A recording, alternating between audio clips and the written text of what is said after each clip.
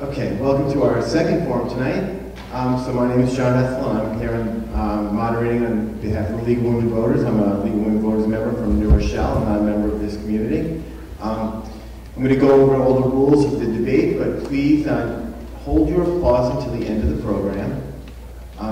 There's no campaign material to be distributed or displayed in this auditorium, and that's with our agreement with Sarah Lawrence. Please turn off all your cell phones and all your pagers.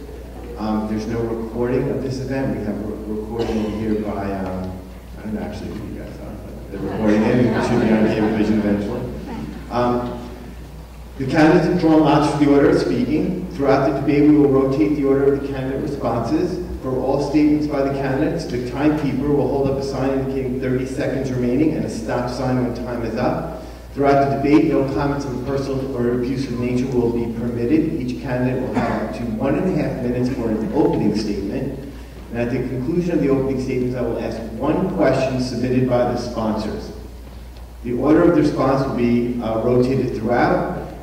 Each candidate will have 1 minute to respond to all the questions. There's no rebuttal for the sponsor question.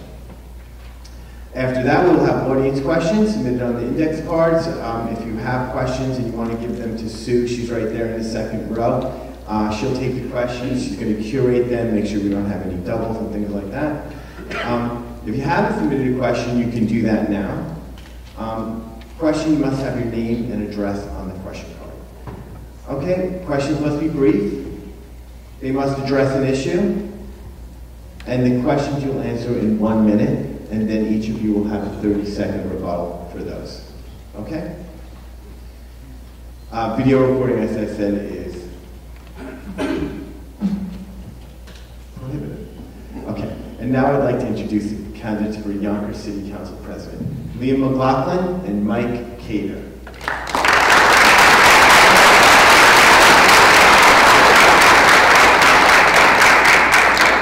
Leo won the toss over there, so Mr. McLaughlin, you have the opportunity to start with your opening statement. Your timekeeper's right over there. Okay, thank you. Good evening, everybody. First, I would like to start by thanking the League of Conservation Voters, the League of Women Voters, yes, sorry. The League of Women Voters and Sarah Lawrence College for hosting us here tonight, and of course all the neighborhood associations that are with us and a part of this event here tonight as well. I'm the president of my homeowners association, so I know what it's like to the kind of work that goes into it. And I thank you for doing that for your neighbors and for the city. For those of you who don't know, I'm a CPA and an attorney by trade. I live in Southeast Yonkers, just a few blocks from my parents' house, who are with us here tonight, with my amazing wife Debbie, our son Ryan Patrick, and our dog Jessie. As I said, I'm an attorney. I practice trust and estates. My office is located in White Plains, New York, trust and estates and elder law. But I'm also on the city council, obviously. I ran for city council when I first got out of law school. I wanted to get back to my community and decided that I would seek a political office. And I ran for city council and represented the 4th Council District in Southeast Yonkers. For the last 4 years, I've been city council president. Working together in a bipartisan way with our mayor, Mike Spackle, which I think has truly been a remarkable thing in this day and age. We have a Republican majority on the Yonkers City Council, working together with a Democratic mayor, Democratic administration, and quite frankly, if we could have Washington and Albany working in the same way, we'd all be a lot better off. Okay, thank you, Mr. McLaughlin. Mr. Khader? Thank you. I'd like to start off as well thanking the League of Women Voters of the River Towns and all the accompanying homeowners associations. My name is Mike Khader, and I am the Democratic candidate for Yonkers City Council President. I was born and raised in Southwest Yonkers and went to school in at School 10 on Riverdale Avenue. I grew up during the crack epidemic in Southwest Yonkers. I attended Lincoln High School and graduated in 1994. I am married with my beautiful wife, Brenna. Say hello. Thank you. And I'm raising my 3 children in Yonkers, and they all attend the Yonkers public schools. My family all lives in Yonkers. My parents, who are seniors, are homeowners and live in the Dunwoody section of Yonkers. My opponent was their councilman for 10 years. The reason why I'm running is I have serious concerns about the direction of our city. I have concerns about our students. I have concerns about the seniors and the hard-working families We have hardworking families right now that are leaving our city. They cannot afford the reckless spending that's going on in the city of Yonkers. What's going to keep hardworking families in the city of Yonkers are public safety, quality education, and quality living with taxes. What's going on right now is people are moving out. Bars, nightlife, and shopping isn't an indication of what leadership and success is. We need to have accountability. Thank you, Mr. Khader. Okay, so now I have a sponsored question. You have 1 minute for response. There is no rebuttal to this question. I'm sorry, which one was this question? Mr. Khader goes first. I'm going to switch. Okay. Do you have any recommendations for pairing municipal services with other Westchester municipalities, such as maintenance in public parks or waste management on public highways? This is something that was mentioned by Governor Cuomo at the last State of the State, where I attended at SUNY Purchase. The problem is, it sounds good. Let's all work together, but we are a state of laws, and many times there's collective bargaining agreements where you try to consolidate services, and it could create liabilities. Many times even volunteer work could create problems because of union and contractual obligations. But 100%, I would love to do something. One issue where I know we could say, for example, are potholes. What we should be doing is fixing the potholes and send to the state or the county the bill for fixing that. Same thing on the county roadways. Whenever we exit cross-county, the Bronx River or the Sawmill, and you see the litter and the trash, we should clean it up and send them a bill. Okay, thank you. Mr. McLaughlin? Yes, thank you. The sharing of municipal costs is something that we try to deal with at the city level. It's a little difficult with some of our neighbors because Yonkers is a big city. Even though we all, quite honestly, it's funny, it's travel from one end to the other. You find so many people that know each other, but we are still considered a big city. So it's a little difficult to share those types of costs with smaller municipalities, which are our neighbors. However, unfortunately, my opponent was talking about putting the cost off. There are agreements that are entered into between what are called intermunicipal agreements between the city of Yonkers and the county and the state, whereby different municipalities are charged with cleaning up those specific areas, whether it's paving, snow plowing, etc. It is a complicated thing. What we've been trying to do, of course, on the city council, working together with the mayor, is to keep the costs down while still improving quality of life. It's a difficult balancing act in order to do, but we don't want to tax people out of their homes. We want to keep Yonkers affordable, and we're trying to do that to the best of our ability. Okay, thank you. Okay, so now we have the questions from the audience. These again are 1 minute, and then you'll have a 30-second rebuttal each. Mr. McLaughlin, you get the first question. Do you think East Yonkers can get an indoor recreation center for teenagers similar to the Tuckahoe Community Center? You have 1 minute. It sounds like a very nice idea, and we'd be open to the suggestion. Obviously, there's a cost associated with something like that. A lot of times what we will do is try to use either the Board of Education or school buildings and things of that nature. I'd be, open to the idea, but of course, with anything like that, you could spend millions of dollars to open up a new sports recreation facility. Right now times are a little difficult. We're trying to keep taxes down. That seems to be one of the main issues for homeowners, particularly in this area.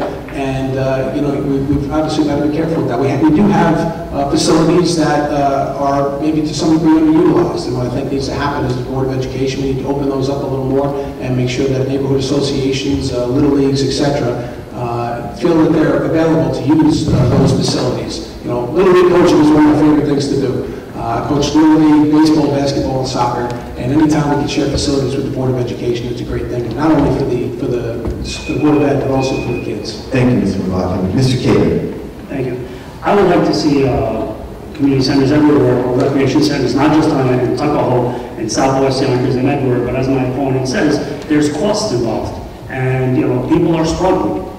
But one suggestion that I will say to think outside the box is, instead of giving developers tax breaks, give back to the community instead of Yonkers giving back to the developers. So one area is, and when you have development on Southwest, or you have development in Rich Hill, or you have developed in North Broadway, you know what? You want a tax break? Give something back. Build a park, build a ball field, build a recreation center. It's bad enough right now, we don't even have JV sports. So we need to give these children a place to go. Okay, thank you. Mr. McLaughlin, would you like 30 seconds to rebut? Yes, absolutely. Unfortunately, the legal room voters has found over and over again that my opponent has lied here during the course of the campaign. He was just found guilty of 7 counts of lying and misleading during this campaign, and there we go again. He wants to talk about giving tax breaks to developers. It's complete nonsense.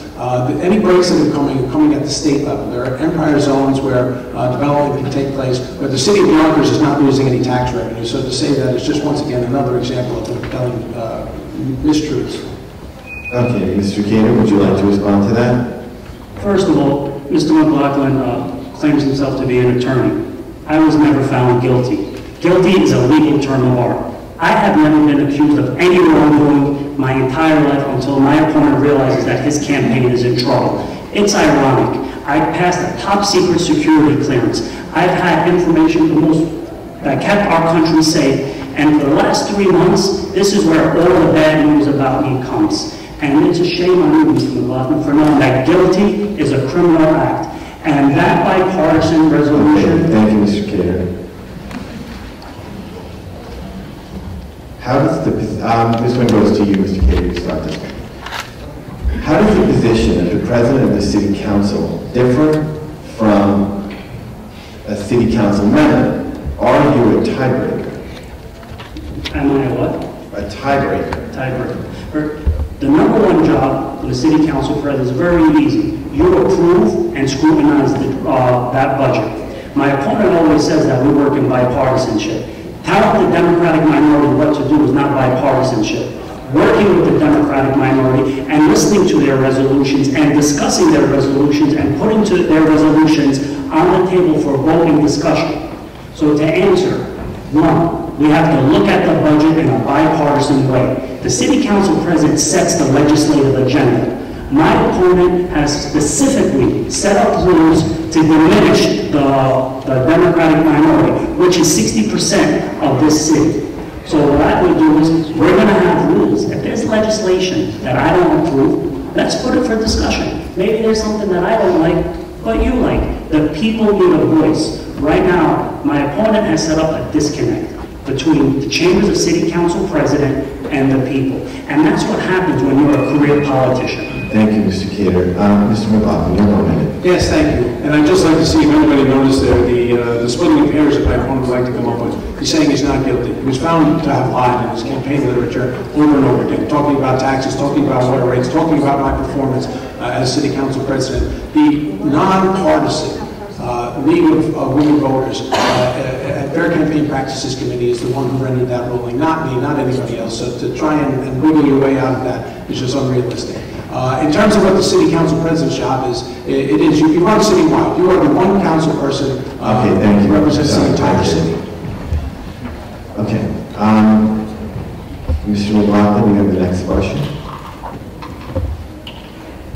I'm concerned about nepotism in hiring for city jobs. Can you assure us that hiring will be based solely on qualifications? And that's for both of you.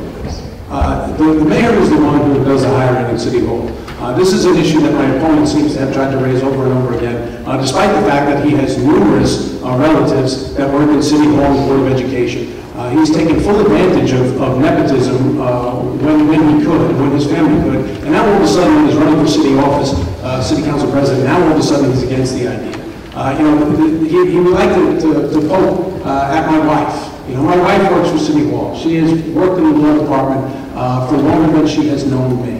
So for him to sit there and try to pick on my wife because she works for City Hall and talk about being nepotism is just completely ridiculous, and it's a bit bullyish because he knows full well that she and I met. She was working there 4 years before I even met her. So this is, again, the type of hypocritical rhetoric that comes out of my opponent. Okay, Mr. Chair.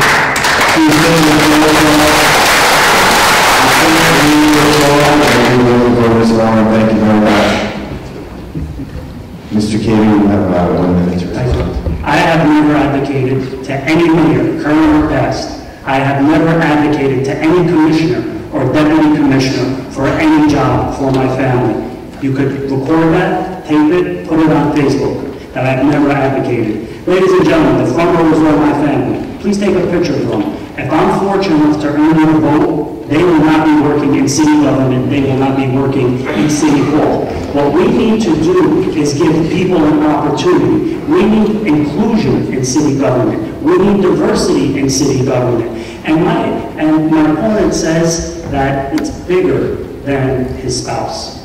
It's his family, it's his network, it's his friends. It goes back to the culture of pay to play. The problem with Yonkers City politics is not just my opponent, who's a career politician for over 14 years. It's a culture that must end. And what's going on now is my opponent blames everyone else for whatever it is, but the buck stops with him.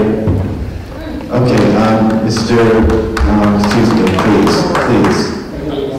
And you all both get a rebuttal, so Mr. McLaughlin, you get 30 seconds. Okay, yeah, my career, ladies and gentlemen, is I'm an attorney. I'm a CPA and an attorney, as I said before.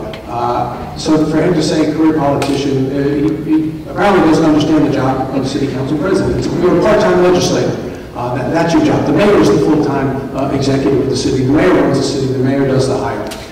So for, again, for him to talk about these things when he knows full well, in fact, not only does he have numerous relatives that are already working for city and board of ed, he also pays his family members out of his campaign fund. Okay, thank you. Mr. Khader, you have 30 seconds. Okay. First of all, I'll start paying my campaign. My opponent has set up the establishment to run against me. I'm not just going up against my opponent, I'm going up against the entire political elite in the city of Yonkers.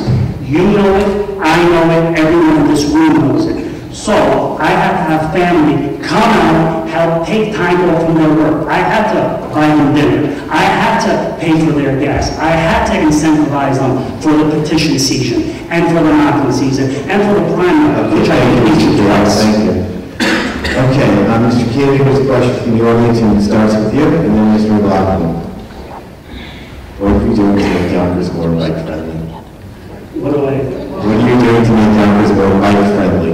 Well, right now, I do commend there has been an effort of some kind of hybrid. For example, if you go to Palmer Road, in the middle of the street, you have a lane going east and west, and then there's a bike lane. And I think the goal was to connect two bike paths within the immediate area. So there has been an effort. But what we also need to do is make incentives to make people get into bike for traveling. Whenever you go around Yonkers Avenue, Sawmill River Road, Tucker Hole Road, it's gridlocked. It's gridlocked not just during rush hour.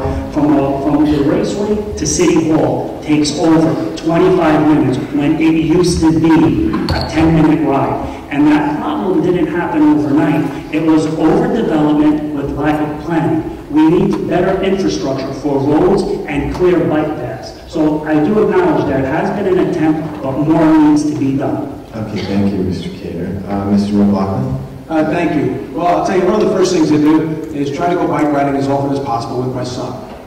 He's becoming of the age where we get to go bike riding together, and it's one of the things that we really enjoy doing as a father and son. We like to go on the Putnam County Trailway, ride down the Tibbetts, every place we can. Additionally, what I do is I've worked with the Yonkers Bicycle Club. Gone on some bike rides with them, and even did the Tour de Yonkers a couple of months ago, which was pretty difficult, quite frankly. But that said, we've also got greenway plans going on in the city of Yonkers. So there is, and that is a plan down in Southwest Yonkers to try and make the area more bicycle, more pedestrian friendly. We want to encourage people to ride their bikes around, one, to make Yonkers a healthier city, but also to make it a little more vibrant, make people feel like they can ride around, stop with their bikes, go and visit shops and stores and restaurants, and then, continue off on their way. Okay, thank you, Mr. McLaughlin. Mr. Khader, you have 30 seconds. Well, my opponent talks about shops. If you go down to South Broadway, it's a ghost town. You have mom and pop shops. But the real way you're going to bring people down to Southwest Yonkers is by investing in small business. Right now, I commend the South Broadway bid, where they're trying to do a lot. But the reality is, South Broadway needs help. And notwithstanding all the millions of dollars and all the tax breaks that are going down on the waterfront, you need a reason to go down there. Other than a couple of nice restaurants, people go down there to work and they leave. Thank you, Mr. Khader. Mr. McLaughlin? Yeah, here he goes again. Talking about tax breaks, we can't back anything up. My opponent is a great critic of the city of Yonkers. It's just amazing. You know, there are a lot of good things happening here in the city. But we're not perfect by any stretch of the imagination, but we're working together to try to make it better. The city council, the mayor, the board of education, the trustees, we're all working together, and to constantly have a critic like this, to be honest, it offends me. But that said, and he's going to poke at the little mom and pop businesses on South Broadway. They're working hard. You know, I go down and I visit with the business owners on South Broadway. Okay, thank you, Mr. McLaughlin. Okay. This is for Mr. McLaughlin. You're going to start this one. Why is it so important to speed up the building of the new firehouse on New School Street? Well, I have a little issue with the premise of the question there, because to say it's important to speed it up might put into the process mistakes. What happened was the firefighters, Local 628 and UFOA, the Uniformed Fire Officers, both came to me and they said, "Lee, you know, the administration's looking to build a firehouse, but no one's asked us about it." So when I spoke to the mayor, I said, "You know what?" And I met with Chief Flynn, who, quite honestly, is one of the leaders of the fire department, and just a brilliant guy. And he had a lot of suggestions that he had for the firehouse. But he said, "You know, Mayor, this makes sense. We need to incorporate these guys. They need to be a part of it. We can't just have some outside firm designing a firehouse for our city." The fire unions got involved. They brought a lot of great recommendations, including going from a 2-bay firehouse to a 4-bay firehouse. So we cannot speed up this process and make mistakes, waste taxpayer dollars. This is a project that's got to go on. This firehouse has to live on for 50, 100 years. We got to make sure we do it right. That's why we brought the fire unions in. If that slows down the process a little bit, so be it. Mr. Khader? I agree we need a firehouse in Southwest Yonkers. There's 4,000 new apartments coming in right now. We've already had 2 deaths. As my opponent says, you know, there's that old Elvis Presley song, "Only Fools Rush In." But we need to start planning on it. We need to start planning for the budget. We need to start planning for the site, what's going to happen, environmental impacts. And that's just not happening. What's going on is public safety is being politicized. This goes back to the whole pay to play. You do this for me, I do this for you. And what this underlying election is all about, it's the establishment does not want change. My opponent is correct. I am criticizing him. I'm not embarrassed of that, because for the first time in over his 16 years in City Hall, he's had a rubber stamp. He's had great, cozy relationships with all 3 mayors. He has been able to work with Republican mayors, and everything has in his way. But what has he done? He's a bully. He's a career politician that doesn't... Thank you, Mr. Khader. Mr. McLaughlin. I can't even follow that statement, because there's so much ping-ponging back and forth. One minute I have cozy relationships and working together, the next minute I'm a bully. Which is it? You know, working together when you're elected is what it's supposed to be. You know, I've worked with council members who want to get on the city council just because they're looking at their next step. They want to fight in administration every step of the way, and I think that's inappropriate. I've tried to work with the mayor. The mayor, whether you love him or hate him, has been elected by the people of the city of Yonkers, as have the other elected officials. That's why I have always been working together in a bipartisan majority. I think that's what we're supposed to do. Mr. Khader, you have 30 seconds. Despite the smooth talks, there's that pesky thing called facts. My opponent has been in City Hall for over 14 years, has failed a generation of our students, has been able to manipulate the political process, and this is his first political race. His political life is on the line, and he will do anything. And that's why he's going negative. We've been in here for almost 20 minutes. Let's talk about his accomplishments, real accomplishments. Okay, thank you. The next question is about the schools, and it goes to Mr. Khader. Do you believe in lottery for students of a particular school to enter? And of course, it's for both of you. I believe that every parent should choose the children where they want to go. It's unfortunate with the lottery system, because I have to go with it with my children. They give a list of, here's these 10 to 15 schools in category 1. then category 2 another 10 schools, then category 3. It's ping pong. People should be able to choose where they go. But here's the problem. We're overcrowded. And the overcrowding didn't happen overnight. It happened even while my opponent was the minority leader.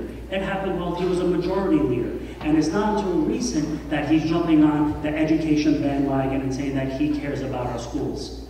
Children are learning in libraries. They're studying in utility closets. There's no art. There's no JV. Liam, education has never been a priority. Despite what you say, your voting record, your track record, and your lack of action prove that. Thank you, Mr. McLaughlin. That's one of the very counts he was deemed lying on by the League of Women Voters. Once again, it just doesn't matter. This guy will lie through his teeth, if his lips are moving, he's lying. Next thing he's going to tell you, I don't have red hair. The fact of the matter is this, is that the Board of Education, our city, has been underfunded for years by the state. I have been one of the most voracious fighters in that regard. I've gone to Albany, my opponent's never gone to Albany. I've been fighting for more education funding, he's never even visited a budget hearing. However, what I think, in answer to the question, what we should be doing is returning to neighborhood schools. Neighborhood schools should be the center of the community. Okay, we need to have schools where kids can walk to school and be able to walk home, meet their friends, meet their neighbors, get to know one another. They shouldn't have to sit on buses for an hour in the morning and be schlepped all the way across town. And the kids from the west side should have to be schlepped over here. Our kids shouldn't have to be schlepped over there. So the lottery process is not working. It's not the way it should be. The school should be the center of the neighborhood, and I believe Thank you, Mr. McLaughlin. Mr. Khader, you have 30 seconds. I do agree. It's a budget issue from Albany. My opponent has had over 14 years to fix the problem. Going to Albany and taking a picture at the $1 million staircase is not enough. I personally spoke to our entire state delegation. He has never asked for an individual meeting. Attending a group meeting is not advocating. On day one, I'm going to roll up my sleeves and I'm going to hold Albany accountable. Our problem isn't our state delegation, it's we have to leverage the office of the city council president to deliver the goods. Okay, thank you. Mr. McLaughlin, you get 30 seconds. That's amazing. Now the city council president is in charge of the budget that comes down from Albany. I mean, these statements just make absolutely no sense at all. Education funding has increased, but it's not just education funding, and it hasn't increased to the level of Buffalo, Syracuse, and Rochester. My opponent needs to pay a little more details, a little more attention to the details, and less on the political sound bites. The fact of the matter is not only education funding, it's also construction funding. We get reimbursed at a rate far less than Buffalo, Syracuse, and Rochester, which makes it difficult for the city of Yonkers to build new schools where they need to be built, so we wouldn't have to bus children all over town. Okay, thank you, Mr. McLaughlin. Okay, so now we have another question over here, and this one goes to you, Mr. McLaughlin. 1 minute. What would you do about noise pollution, trucks, loud cars, neighborhood noise? Do you think it's a problem? Well, this is something I'm constantly talking to the commissioner of the police department about, and the city currently has a noise ordinance. It's something that they need to enforce, and that we've asked them to enforce more vigorously. In addition, a part of that problem has also been drag racing, which is something that we just recently outlawed and outlawed in a different fashion. We allowed the city to confiscate vehicles that are caught drag racing. You know, we all know these young kids primarily want to rev up their engines, race around town, put people and property in danger. Recently, just this past week, there was a joint task force of the Yonkers Police Department and the New York State Police, and they issued numerous summonses and confiscated 2 vehicles. That is based directly on the legislation that the City Council, Council Majority Leader John Larkin authored and the City Council passed, working together again with the administration. So these are concrete examples of how you can go out and how you can actually get it done. Okay, thank you, Mr. McLaughlin. Mr. Khader, 1 minute. Noise pollution goes back to an underlying issue of a quality of life complaint. The way they made leaf blowers, you can't before 8 o'clock. And how do you do that is, it's a fundamental issue. There's a decay in the community policing process. So giving out a ticket doesn't do anything. All that does is just another revenue stream for my opponent to go bring into the coffers and waste. So what we need to do is get people back involved in their community. That's how it's going to happen. Ticketing people for noise is not going to solve the problem. Okay, Mr. McLaughlin, would you like 30 seconds? Sure. Actually, it will help to solve the problem, because when people get tickets, they got to go and fix their mufflers, and or else they'll pay additional fines. So it does, in fact, fix the problem. It's one of the things where, again, you got to listen to the community. You got to be proactive. That's what I've done with the police department. They know. They get more calls from me, I think, than anybody else in regard to these noisy mufflers. So I'm constantly on it. But there's, as always, there's more work that needs to be done, and it's sometimes we got to kind of chase these kids around the city until we catch them and let them know that nobody needs to hear their mufflers all day and all night. Okay, Mr. Khader? It's more than just mufflers. It's the loud kids. It's the music at nighttime in certain parts of the city. My opponent only talks about mufflers because that's something that's an issue in his neighborhood. But let me take him down to Southwest Yonkers, where people are playing the radio and hanging out in their hallways. That's where you need community engagement. And my opponent is absent. His history says that, despite what he might say here today. Okay, thank you. Mr. Khader, you get this next question. Mayor Spano has joined other U.S. mayors in a plan to match the Paris Accord reduction targets for greenhouse gases. How do you propose that Yonkers meet those targets? Well, right now, with all the development that's happening, we got to make sure that they're built with the finest green standards that are happening. Our new buildings and even our older buildings, that we use other sources of energy.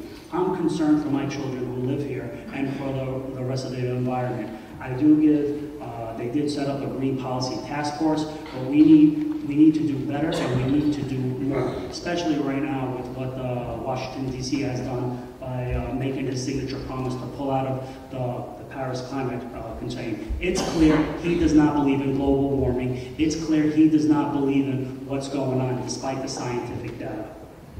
Okay, thank you, Mr. McLaughlin. You have a minute. Thank you. I'm proud that my opponent here has recognized that the City Council did form a green advisory committee, because I was on that council when we formed it. I've been the chair of the Environmental Policy and Protection Committee for my entire tenure as City Council President, and before that when I was a councilman from the area. We have fostered a number of green initiatives to try and improve our city of Yonkers. And that's why I'm proud to have been endorsed by the New York League of Conservation Voters. It's a very big endorsement and something I hold very near and dear to my heart, because this is our city. We only have one city, we only have one country, only one planet. We need to protect it, we need to preserve it, we need to do everything we can to make it better. I was also the author and pushed for green standards in new development. So seeking to have a LEED Silver standard for any new development in our city. So green policies are something I hold a very high priority on, and something I'll continue to do going forward. Okay, thank you, Mr. McLaughlin. Mr. Khader, you get 30 seconds. I think him and I actually agree on something. Would you like to hear about that? Okay, Mr. McLaughlin, you get this question here. Do you think it is in the best interest of our neighborhoods to have a gas station and a convenience store open 24 hours? No. I think, that's the type of thing that I think needs to be done on a site-by-site specific basis. There's some communities, quite honestly, that don't have a problem with having 24-hour access. But there's a number of communities throughout the city that say they don't want it. And if they don't want it, they shouldn't have to suffer through it. It's something that we have been paying very close attention to on the City Council, because ultimately the City Council is the one that can pass those resolutions to allow for that. So in my tenure on the council, we have paid very close attention to this fact. We don't allow 24-hour operations in communities where they don't want it, and we've pushed very vigorously, because there were a number of gas stations and other businesses around the city that were operating 24 hours. And people just assumed they were allowed, that they had the approvals, but the fact of the matter was that they didn't. And it wasn't until individuals like yourselves bring these issues to our attention that we pushed the administration to go out and ticket these establishments and make sure that they were closing at 10 o'clock or whatever the hours were of operation. Thank you, Mr. McLaughlin. Mr. Khader? Yeah, I don't support 24-hour business in residential areas. The problem is the process is very difficult for homeowners. When they put it on the agenda, then, for example, the item 1, this gas station or this deli wants to open up 24 hours. It gets our residents in a roar. You have to drag them down to City Hall. You have to make them wait. And I actually attended some of those. And you could see there is just a disconnect between the planning board and the residents. So number one, to be quite clear, there shall be no 24-hour business in any residential area.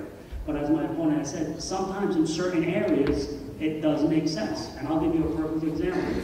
My neighborhood, there was a Gulf store on the corner of Mile Square and Tuckahoe Road, across the street from two hotels, across the 100 feet from the New York State Thruway.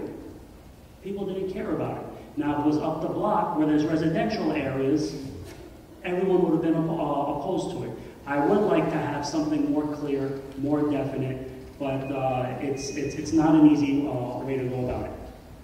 Okay, Mr. McLaughlin, you have 30 seconds. Sure. And again, that almost sounded like we agreed on something else.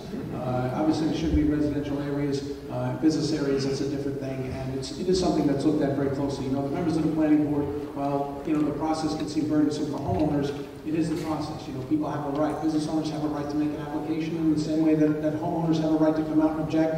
The planning board is a bunch of volunteers who do an amazing amount of work, an amazing job. Our zoning board is the same. We even have our chairman of the zoning board, Mr. Chairman Chichuli, here with us tonight. I thank you for being here, Joe. Thank you, Mr. McLaughlin. Okay, this one is to Mr. Khader, and then to, of course, Mr. McLaughlin. Why cannot Yonkers sue the New York City government to force them to address the distribution formula for New York State aid that discriminates against our city? Mr. Khader, would you like me to read that again? Why cannot Yonkers sue the New York State government to force them to address the distribution formula for New York State aid that discriminates against our city? Well, that's something that my opponent could have done. But here's something that I'm going to do. Litigation is a last resort. It's expensive, it's costly, and there's no guarantee.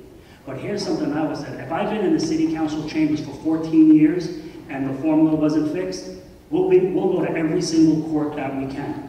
So here's something that I would do before threatening lawsuits, because saying sue me isn't the right way to go. You start by building coalitions. You start by building bridges. You start by bringing Albany down to Yonkers and let them see the lack of funding.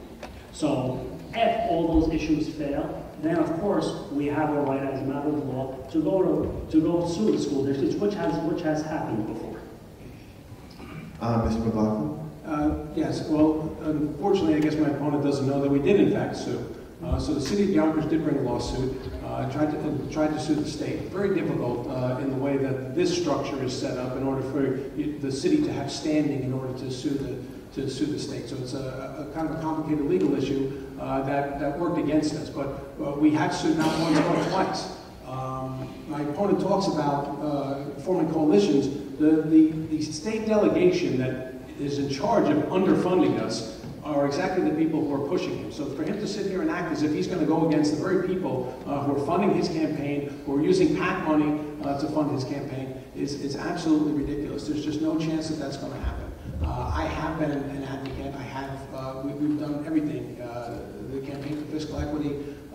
You know, we're doing everything we can. The best thing we can do is continue pressure. Unfortunately, you know, it should be a simple formula that everybody understands that says, this is how many children you have, this is what your costs are, this is what you get. In Albany, that's not quite how it works.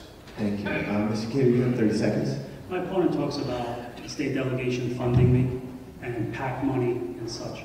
Every union endorsement that I received, that I proudly received, my opponent wanted that endorsement. There's not one endorsement that I had that he didn't want. That's number one. Number two, the developers, go look at all the developers, all throughout the city, the big law firms, the developers, the people that have contracts with the city.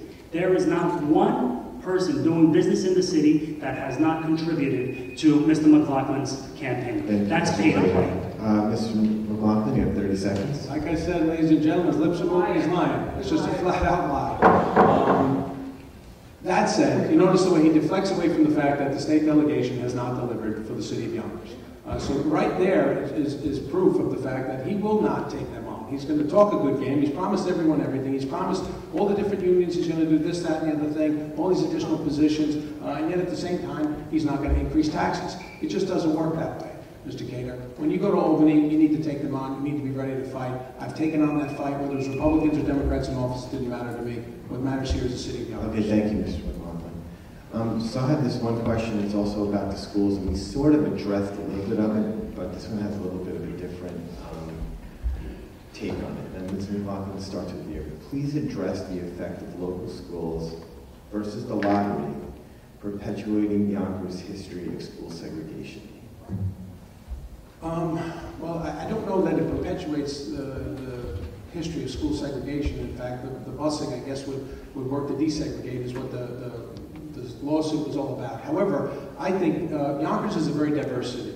You know, maybe at one time we weren't as much so. And as the mayor will often say, and I agree with him, our diversity is our strength. We've got people from all walks of life living in neighborhoods throughout the entire city of Yonkers. So I don't believe there's any need to bus anymore. What I think we need to do is get back to local schools. It's something that the state delegation, once again, the people funding his campaign, don't want to see happen.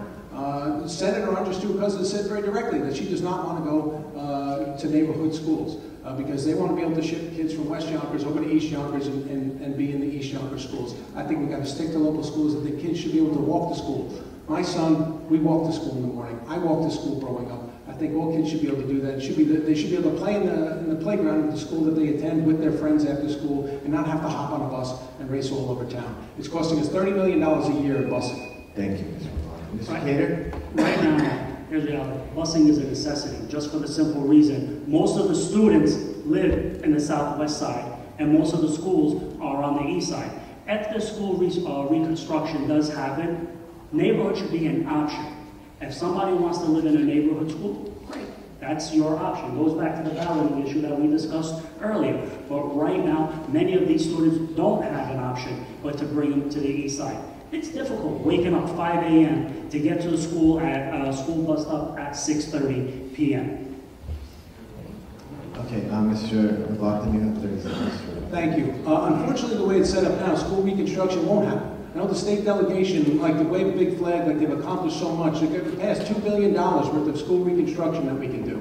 Well, guess who's paying for it, ladies and gentlemen? They want us to pay for it. The state, Albany, paid for Buffalo to rebuild the schools. It's paying for Rochester right now. And the city of Yonkers, we get reimbursed at a rate much less than they did it in those municipalities. Buffalo got reimbursed at a rate of 98%. They'll only reimburse us at a rate of 70%. When you stretch that out over $2 billion, that's a $600 million cost to the taxpayers of Yonkers. Mr. Khader? It hasn't been funded yet because they're concerned with the way my opponent's going to spend that money and the political establishment. We need oversight. We need compliance. Albany does not want to put good money on top of bad money. That's the reality. We've been here for over 40. I'm still waiting for his accomplishments. We have a career politician that's perfect at deflecting and by blaming me, calling me everything but the truth. Here's the reality, William. No matter what you want to say, you were appointed. Then you ran for election. You extended term limits for 10 years. And you're a career politician. You got that. Okay, so we're going to make this the last question. You know what, I actually have a couple of questions that all relate to property taxes in different ways. So maybe, Mr. Khader, you can discuss your plan about either raising or lowering property taxes, and what is your feeling about local property taxes? Well, one, I would love to say, tax breaks for everyone, but it's difficult. Right now, we truly don't have a sense of what the budget is because of all the reckless spending. So what we need to do, my priority is giving homeowners tax relief. Ladies and gentlemen, this bottle of water costs more than city water. And my opponent approved and voted on every water rate. My opponent approved the increase for the red light cameras. My opponent approved for the parking tickets. He approved every increase in the building department. So yes, at one point he says, I kept the property tax low, but how did he do it? He peeled the layer and he gets all these little nuisance fees, all these little taxes at one time. So what we need to do is stop spending, get a good understanding of all the department spending, stop the waste, do a forensic accounting of each department. Thank you, Mr. Khader. Mr. McLaughlin, you have 1 minute. Thank you. My opponent says some truly amazing things. He says we can't understand the spending. Well, you can. All you have to do is look at the city budget. We understand you haven't done that. But for those of us that do, for those of us who pay attention to the departments and what their needs are, you know, the city departments like the police department, like the fire department, our DPW, you know, we could spend endless amounts of money. And to some degree, you know, you'd love to. If we didn't all have to pick up the tab and pay for that, you know what, I would love to double the size of our Department of Public Works and have Yonkers be just, you know, the streets sparkling. But unfortunately, for everything we do, there is a cost. It's all right there in the budget. I'm sorry that you've never taken a look at it, but if you do, you'd see exactly how it works. Keeping taxes down is a priority for me. Keeping Yonkers affordable is a priority for me. And as someone who's had to struggle with that, struggle with the increased costs of our Board of Education and just regular cost of living, but not wanting to tax people out of their homes, it's a very important issue. We have worked very hard on the City Council to stay within the tax cap. Last year, the tax increase was less than 1/4%. You know, it's a difficult thing to do, but it's something we must do. Mr. Khader, you have 30 seconds. Yes. When you look at the budget, there's no line item that says waste. There's no line item that says patronage. There's no line item that says pay to play. It's buried. And one of the main things that I will hold with department heads is we want our quarterly reports. We want to see how the money's spending, how the money's spent. We want to see the hires, especially during this election season, whoever Liam advocated for. I want to see where the spending is going. He mentions the DPW, where a lot of the patronage job goes. So what we need to do is get ethics and ethics enforcement. We need to get a government and oversight committee. Thank you, Mr. Khader. Mr. McLaughlin, you get 30 seconds. You know, Mr. Khader, it's offensive that you say things like pay to play.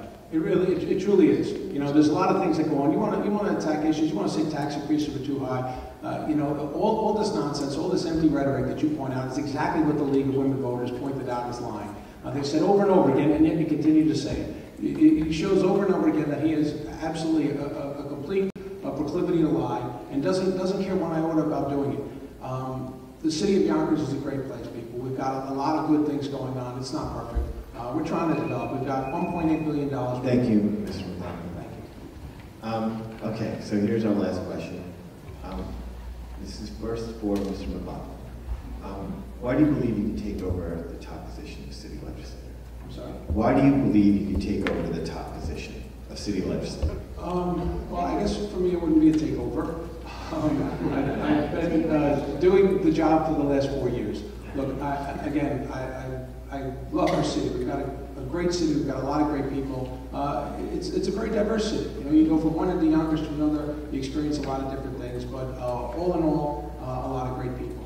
You know, it's from time to time the schedule gets tough, and as you're bouncing around the city and going to 4 or 5 events during the course of the night, it can be a little difficult. But when you get to each and every event, you see wonderful people. People who care about our city, people who love our city, people who just want to see better for their children. That's what I'm trying to do too, and that's what we've been trying to do, working together in a bipartisan way with the majority of the city council and the administration. We really have tried to put Yonkers first. Put politics aside, put Yonkers first. Okay, thank you. Mr. Khader? Thank you, sir. I think I offer a unique experience because as a taxpayer and resident, I have felt the reckless spending of my opponent. I have to pay those water bills, and my children have to fail with the failing school system. So when I go into, I'm fortunate enough to receive your vote and go into City Council President's office, not only am I going to legislate with democratic values and democratic principles, but I'm going to legislate with compassion.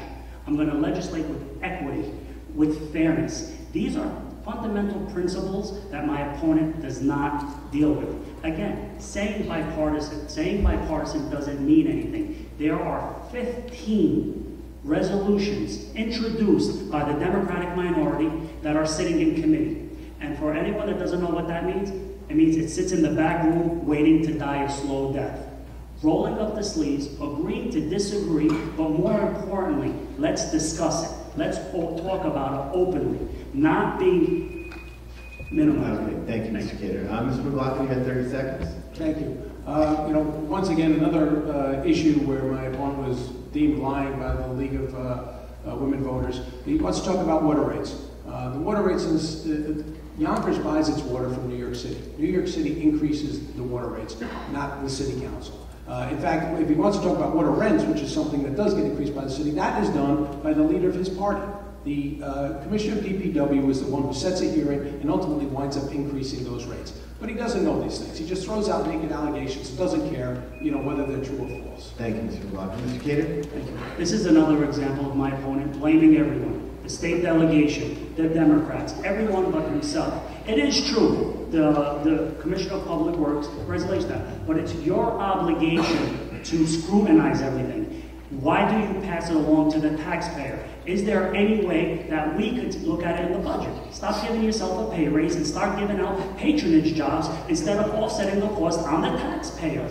People are leaving the city because of your reckless spending. The time has come. 15 years is enough. We need change. Okay, so now it's time for our closing statements. Mr. Khader, you have the opening closing statement, and it's for 1 minute, and then you, Mr. McLaughlin. Thank you. I'd like to begin by thanking the League of Women Voters, the River Towns, and all their accompanying homeowners associations. We've been here for about 45 minutes, 50 minutes, and my opponent has pivoted on everything. He's called me a liar. He's called me this. He's called me that. He's blamed Albany. He's blamed department heads. What he hasn't done is blame himself. A leader takes accountability. With titles becomes responsibility and accountability. And there is no accountability right now. There is no transparency right now. When is that going to happen? Kicking the can down the road, blaming everyone else, taking nice glossy videos and photos is not leadership. Solving problems. He's been in there for almost over 14 years and involved in city politics for almost 20 years. He's failed a generation. We need change. We need positive change. And blaming others for your failure as a minority leader, blaming others for your failure as a majority leader, failing others as the city council president is not leadership. Thank you, Mr. It's bucking your responsibility. I said bucking. Mr. McLaughlin, you have 1 minute. Thank you. I too want to thank the League of Women Voters, Sarah Lawrence College, and all the homeowners associations, and all of you for being here tonight. I'm sure there's a lot of other things you would have done this evening, but we appreciate you being here. My opponent is potentially one of the most negative people I've ever come across in my life. I'm not saying everything's perfect in the city of Yonkers, but we've got a lot going right. Yonkers is headed in the right direction. We are developing all around the city and trying to develop in smart ways, creating jobs, trying to keep people living here in our city. As I said before, I live 5 blocks from my parents' house, and that's the greatest thing going as far as I'm concerned. My son and I walk to my parents' house, we ride our bikes over there, and that's just an important part of life as far as I'm concerned. I want to see everybody have that type of lifestyle. I want to see parents have their children and grandchildren live close by, and we can't price Yonkers out. We need to keep taxes low while at the same time trying to maintain the quality of life. I'll say it again, Yonkers is a great city with great people. I'm very proud to have been a part of it, and I look forward to you. Thank you, Mr. McLaughlin. That wraps up the Yonkers City Council.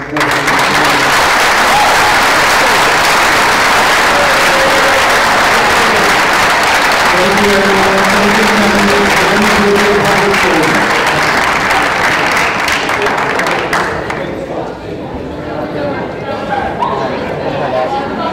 Mr. Liam, great debate. Campaign, election are coming up in about 2 weeks. So this is it. People have 2 weeks to make up their mind. Did you forget to say anything today that you want the people of Yonkers to know? I'm sorry, do I speak into that mic? Oh, I'm sorry. Well, I think we had a very spirited debate. I think we answered a lot of questions, and I thank all the organizations who were here today to bring us together. I guess the one thing I would really like to say to the people of Yonkers is I've worked very hard to be your city council president, to work together in a bipartisan way with the city council, with our mayor, with the administration, and want to continue to do so going forward. So I'd ask you to vote on election day Tuesday, November 7th. Thank you. So, Mr. Liam, please let the people of Yonkers know how important it is to come out and vote.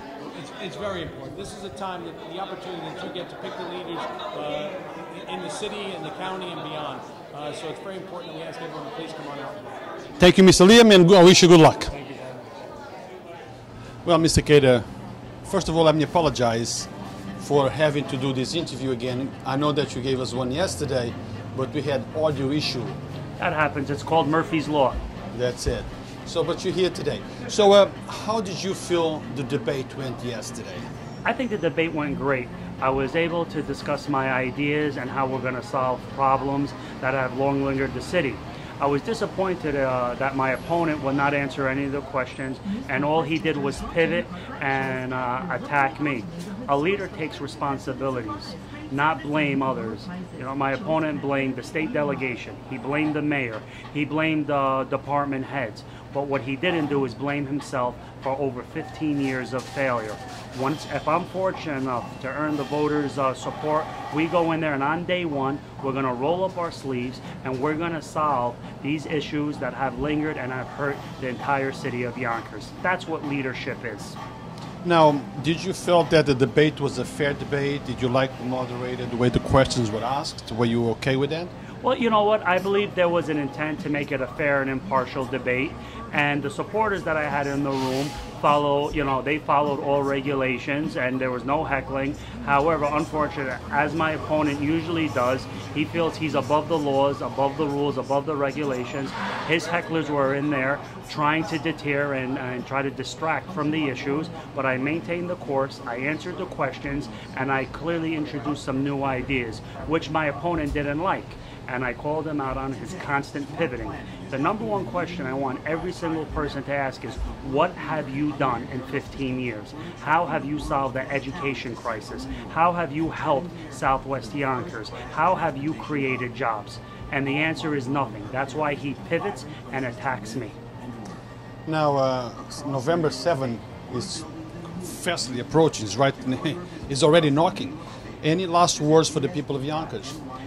Very easy. I ask everyone to learn the issues and make an informed decision. The best indication for future behavior is past behavior. Don't judge somebody on what they say they're gonna do. Judge somebody on what they've already done. The answer is clear. He's raised your water bill.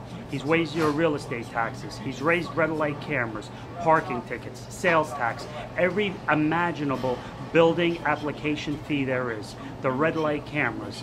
He has not helped your pocket. On day one, we're going to go in there and give the residents the relief that they deserve and need, and what he has failed to do. Now, Mr. Khader, I understand there is another couple of debates coming up. Can you tell us where it is and what time it is? Maybe the audience can come? Yeah. Tomorrow night, there'll be it's a debate at the Saunders High School, sponsored by the Yonkers Council of PTAs. And the debate will be talking about education, which is the cornerstone of my campaign. I have 3 beautiful children that attend the Yonkers public school system. My opponent has been in office for over 14 years and has failed an entire generation of our youth. Let's not fail the next generation. I look forward to answering the questions. I look forward to discussing my ideas, and we'll see how much my opponent pivots and blames everyone else for his career of failure. Well, Mr. Khader, thank you very much for your time. Hopefully we will see you tomorrow, and November 7th, the people will speak and we'll decide. Thank you. As always, I want to thank Yonkers Voice for following my campaign and exposing what's been going on. And as I always say, if it matters to you, it matters to Mike. Thank you. There you go. John Hassel was the moderator for this debate. John, how did you think this debate came out? You know what? I thought the candidates were very professional. I thought that they answered the questions very well. The second debate here for the City Council President sometimes got a little personal, but I thought that eventually they all addressed the issues. And I thought they did a good job, actually. Now, I was going to ask who you're going to vote for, but I don't want to get there. I live in Nersha. So no vote for you. But did you feel that any of the candidates was a little bit, more strength than the other? Well, that would be hard to say because the League of Women Voters is nonpartisan, so I don't want to say I favored one candidate's answers over the others. That's something for the voters to decide themselves. So let the people of Yonkers decide on who is the best man for the job. At the end of the day, it's the people of Yonkers who are going to decide. And that's what we want, right? That's what we want. And we vote on Tuesday, November 7th.